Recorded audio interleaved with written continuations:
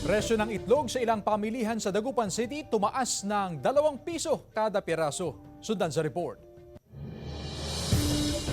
Tumaas ng 2 pesos kada piraso ang presyo ng itlog sa ilang pamilyan sa Dagupan City. Ayon sa ilang negosyante, pahirapan ang pagkuha ng supply ng itlog at nagtaas din daw ng presyo ang supplier. Medyo mahirap ngayon, medyo konti. Pero okay lang naman para everything bagong-bago. Kasi mahirap yung mag-stock ka ng itlog ngayon kasi mainit.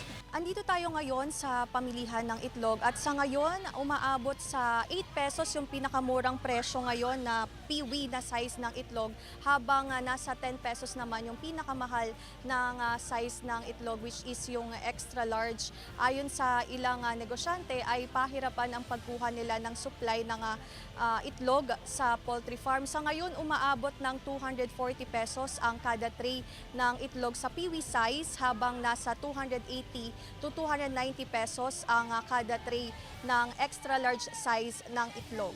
Kung dati kada tray kung bumili ng itlog ang ilang customer, pero ngayon kada piraso na lang dahil sa mataas na presyo. Ngayon kasi ma'am, medyo kumunti na lang kasi medyo nagmahal din talaga eh.